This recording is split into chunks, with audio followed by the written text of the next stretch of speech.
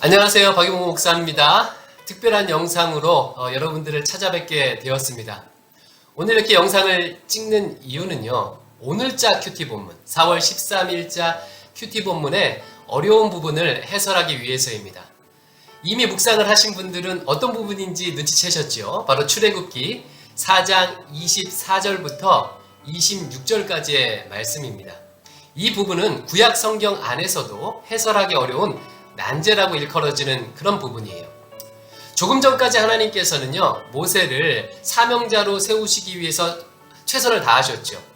모세는 나는 할 수 없습니다. 내가 어떻게 합니까? 저는 능력이 없습니다. 라고 계속해서 발뺌을 하고요. 우리 하나님께서는 그런 모세를 어르고 달래고 또 기적도 보여주시고 대안도 제시하시면서 설득하십니다. 그리고 드디어 애굽으로 가도록 파송을 하셔요. 그런데 갑자기 모세가 자기 자식들, 부인과 자식들과 함께 애굽으로 가는 도중에 숙소에서 하나님께서 모세를 죽이려고 하십니다. 이게 너무나도 좀 뜬금없는 거예요. 하나님께서 그렇게 어려운 과정을 통해 세우셨는데 왜 갑자기 죽이려고 하시는가? 그 이유는 할례를 안 했기 때문이라고 하거든요. 그의 아들, 아마 둘째라고 여겨지는데 아들 할례를 안 한 것으로 인해서 모세를 갑자기 죽이려고 하시고 그것을 본 십보라가 급하게 아들의 포피를 베어서 할례를 행하고 위기를 벗어나는 내용입니다. 왜 갑자기 이 본문이 이 내용이 등장했을까? 이것이 이제 궁금하게 되거든요. 그래서 이게 난제인 이유는 이렇게 해석해도 또 다른 의문이 생기고 저렇게 해석해도 또 다른 의문이 생기기 때문에 난제인데요. 오늘 저는 우리 교단의 신학 안에서 가장 보편적으로 그리고 이해하기 쉽게 받아들일 수 있는 해설의 내용을 알려드리려고 합니다.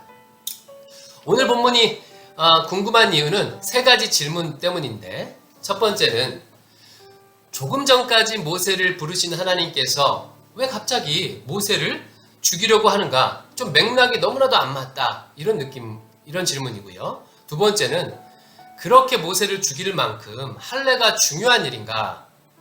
이게 이제 두 번째 질문이고, 세 번째는 좀 뜬금없이 십보라가 주도적으로 등장합니다. 왜 십보라가 주도적으로 나오나? 이게 이제 질문이 생겨요. 그래서 내용의 흐름상은 이 내용이 없어도 지금 자연스럽게 이어질 것 같은데 굳이 일부러 이 내용이 중간에 삽입된 것처럼 지금 나와 있습니다. 자, 그럼 이걸 어떻게 해석할 수가 있을까요? 이것을 해석하기 위한 키는 무엇이냐면 아브라함의 언약입니다.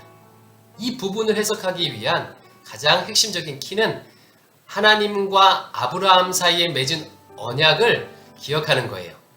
자, 지금 하나님께서는 그냥 이스라엘이 불쌍해서 이스라엘을 구원하시는 것이 아니라 아브라함과 맺은 언약 때문에 지금 이스라엘을 구원하고 계시는 것입니다. 자, 출애굽기 2장 24절 25절을 보면 이 말씀이 나오는데 한번 읽어보겠습니다. 하나님이 그들의 고통 소리를 들으시고, 여기서 그들이 누구예요? 애굽에서 종살이하면서 지금 고통 가운데 있는 이스라엘 백성들의 고통 소리를 들으시고 하나님이 아브라함과 이삭과 야곱에게 세운 그의 언약을 기억하사 하나님이 이스라엘 자손을 돌보셨고 하나님이 그들을 기억하셨더라. 지금 하나님께서 애굽에서 고통하는 이스라엘 백성을 구원하시는 이유가 뭐라고요? 아브라함과 이삭과 야곱에게 세운 그의 언약을 기억하셨기 때문에. 그러니까 언약 때문에 지금 하나님께서 이스라엘 백성을 구원하시는 거예요. 그 언약이 누구하고 맺은 언약? 아브라함과 맺은 언약입니다. 그 아브라함과 맺은 언약이 자연스럽게 이삭에게, 야곱에게 전수되고 지금 이스라엘 백성들에게 전수되는 거예요. 그럼 아브라함과 어떤 언약을 맺었는지를 기억하는 게 필요하겠죠. 아브라함과 맺은 언약의 일부분, 할례와 관계된 부분을 제가 보여드리도록 하겠습니다. 자, 창세기 17장 7절에서 11절 보면 하나님이 아브라함과 이렇게 언약을 맺습니다. 먼저는 언약의 당사자가 7절에 등장하는데, 내가 내 언약을, 여기서 나는 하나님이십니다. 나와 너 및, 여기서 너는 아브라함이에요. 근데 아브라함하고만 언약을 맺습니까? 그렇지 않아요. 너 및 내 대대 후손 사이에 세워서, 이 언약은 하나님과 아브라함 그리고 아브라함과 후손 사이에 세워지는 영원한 언약입니다. 그러면 언약의 내용이 무엇인가? 언약의 내용이 무엇인가? 먼저 하나님이 지켜야 할 부분이 8절에 나와 있죠. 내가 너와 내 후손에게 내가 거류하는 이 땅, 곧 가나안 온 땅을 주어 영원한 기업이 되게 하고 나는 그들의 하나님이 되리라. 하나님이 지켜야 하실 부분은요, 이스라엘 백성에게 이 가나안 땅을 주시는 거예요.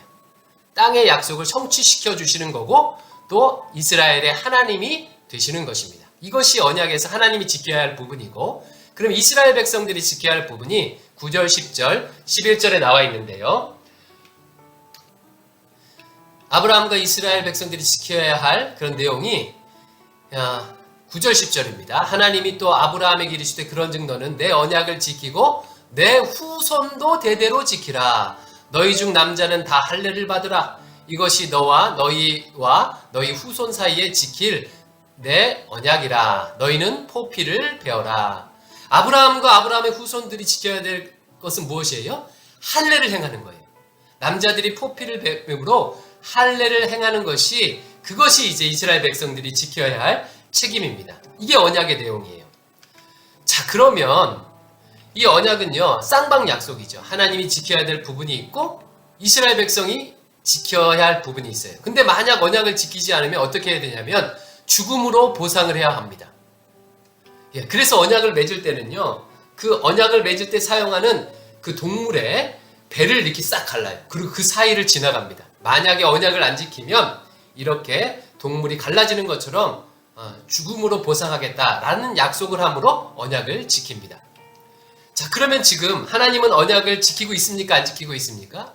하나님은 약속을 지키고 계셔요. 고통하는 이스라엘 백성들을 구원하셔서 가나안 땅으로 보내려고 지금 행하고 계십니다. 근데 문제는요, 이 약속을 이행하는, 주도적으로 이행해야 하는 모세가 이 언약을 이행하고 있지 않는 거예요. 자기 아들에게 할례를 행하고 있지 않은 것입니다. 따라서 지금 모세는 어떻게 돼야 돼요? 언약의 내용에 따르면, 계약의 내용에 따르면 지금 죽어야 합니다. 물론 모세는요, 자기 자발적 적극적 의지로 지금 이스라엘 백성을 구원하는 게 아닙니다. 하지만 계약서상 어떻게 해요?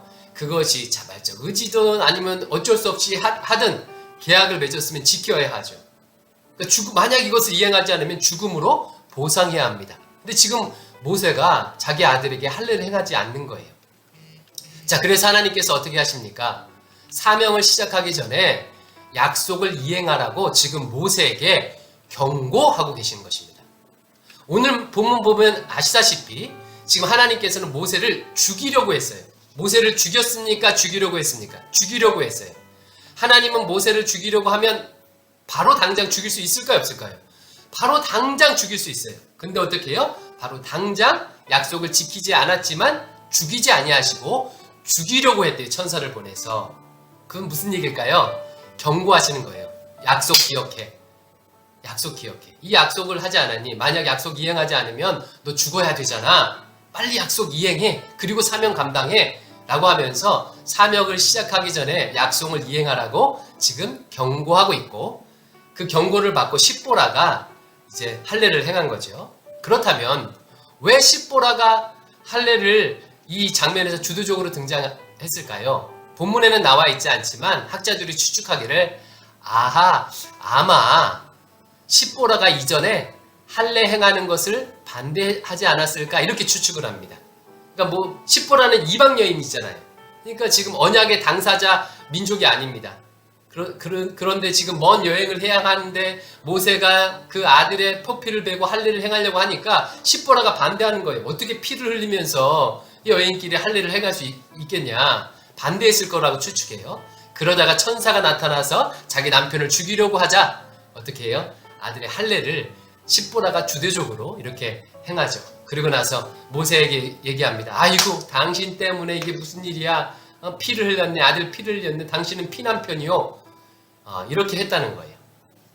자, 여러분 내용 들어보니까 지금 이 장면이 꼭 필요한 내용이죠. 언약을 생각할 때 반드시 필요한 내용입니다. 모세가 언약을 이행하고 사명을 감당했다는 이 내용이 들어가야 하죠. 그래서 여러분 질문이 해설이 됐을 거예요. 할례가 죽일 만큼 중요한 일입니까? 그럴 만 일이에요. 그게 약속입니다.